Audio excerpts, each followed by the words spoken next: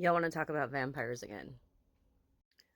I made a post earlier because somebody made a comment on another video about vampires, and they were saying that vampires aren't real.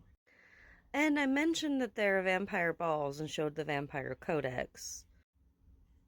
And I talked about there being incidences from history per true crime that correlated to vampires being real.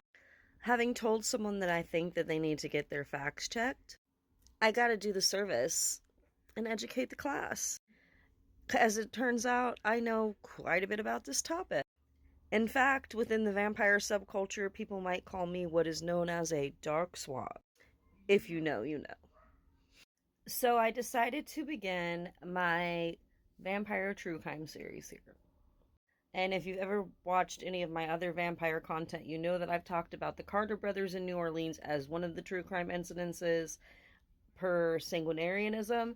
And I've talked about psychic vampire and energy vampires multiple times and referenced the Psychic Vampire Codex as part of, one of the first books written to kind of emphasize about the vampire subculture. And now I want to get into some of the actual vampires from history. So we're going to be a little bit all over the place on the timeline here, but I have a pretty good list of vampires that we can talk about. Some you all might be familiar with, such as the Count Saint Germain. I've referenced him before. Elizabeth Bathory, the Blood Countess.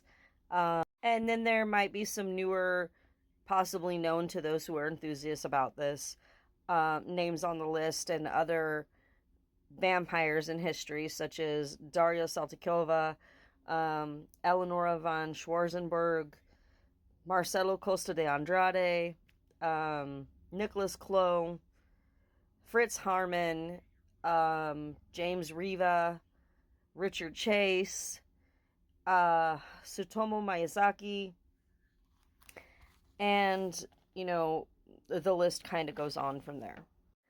But today we're going to go back to a story from 1996. Now, Roderick Justin, aka Rod Farrell, in 1996, at the age of 16, Rod Farrell was from Murray, Kentucky, and he was a famous vampire unaliver and leader of a group called the Vampire Clan.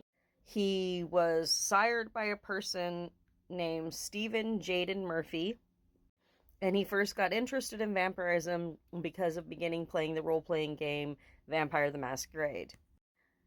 At 16, he professed himself to be a 500-year-old vampire named Visago. And in November of 1996, him and 4 of his members that made up the Vampire Clan decided to go on a unaliving spree. Like I said, the group consisted of 5 members, with Rod Farrell being the leader, and also included Heather Wendorf, Charity Keese, Scott Anderson, and Dana Cooper. Now, this group was into the sanguinarian lifestyle, and they did practice bloodletting on each other. On November 25th, 1996, Rod and his vampire clan would go on to commit a horrific crime. The crime that they committed took them to Eustis, Florida, where they unalived 2 victims who were the parents of one of the vampire clan members, Heather Wendorf. The victims' names were Richard Wendorf and his wife, Naomi Ruth Queen Wendorf. When the unalivings occurred, they did partake in consumption of their victims' life fluids. They did practice sanguinarianism in the act of unaliving their victim.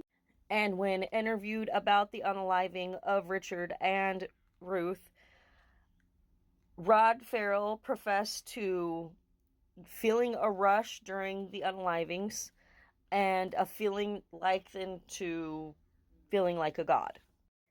After they committed these atrocities and participated in their bloodletting sanguinarian act upon Richard and Ruth, the clan got back into the vehicle and decided to flee Eustis, Florida.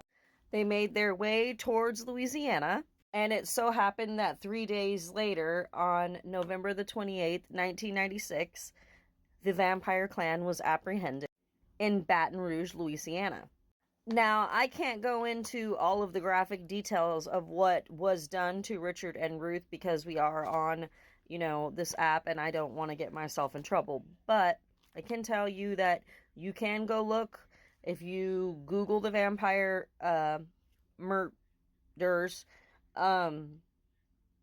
you can actually see pictures of the crime scene and the amount of bodily fluid loss that was left on the couch, for example. I can't tell you guys that. There is a lot of documentaries. There was even a movie made about it.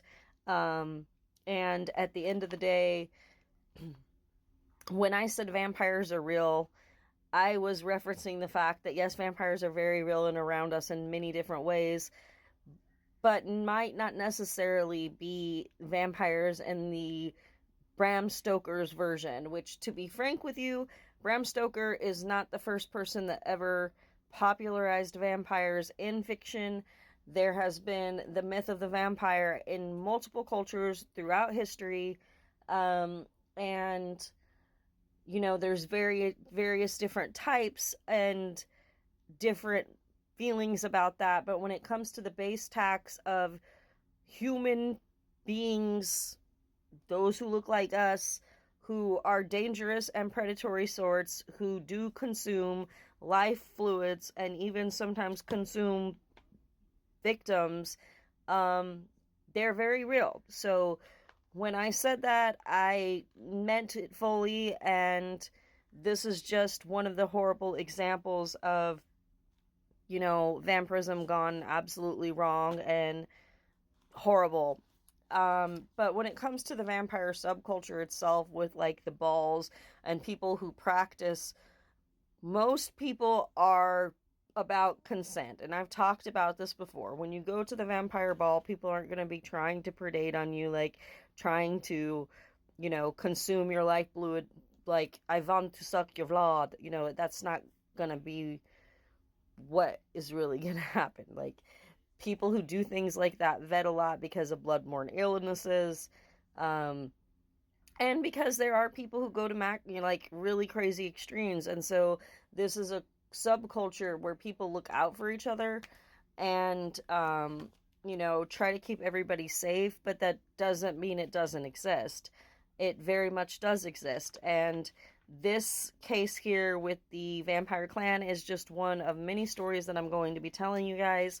To give a little bit of a sneak peek, I'm going to be talking about John Brennan Crutchley, who was known as the Vampire-ist,